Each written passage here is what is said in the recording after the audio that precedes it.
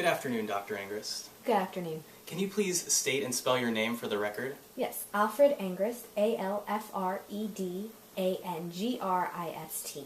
Thank you. And now, just for the benefit of the court, could you please list some of your qualifications as an expert in this trial today?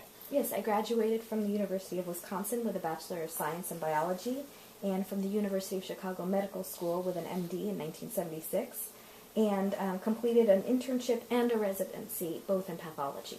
Thank you. And did you receive any honors during your time as a student? Yes, I did. I received several, one of which was the Townsend Harris Medal from the City of Chicago. And have you published any articles on the subject of pathology? Yes, over 200, all on pathology. Thank you. Your Honor, I would like to certify this witness as an expert in this case.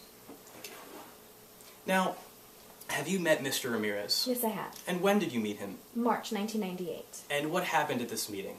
I completed a full physical, including a specific examination of the gunshot wound. Tell me about the gunshot wound. Where was it located on his body? The entrance of the bullet was in his shoulder, and the bullet had been lodged right in his heart. And where exactly in his heart was that? The lower and anterior portion of his torso. Thank you. Was there anything irregular about the bullet wound? Yes, the edges were jagged, which means that there had been some mobility at the time of the gunshot. Did Mr. Ramirez tell you how he received the gunshot? Yes, he said he had been lying down and had been in the process of getting up from the ground when the bullet entered. Does this agree with your theory that he was moving at the time that he was? Yes, very much so.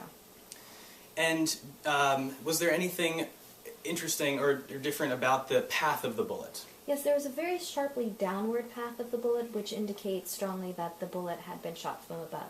Dr. Angrist, would you mind demonstrating for the benefit of the court on your body where the entry wound was and where the bullet was lodged? Yes, the bullet entered here, traveled in a downward path past the scapula, and lodged right in his heart. Thank you. Now, the defense has propounded a theory whereby which the gunshot was made while Mr. Ramirez was leaning backwards like this, holding a knife over his head. Do you think that this is possible?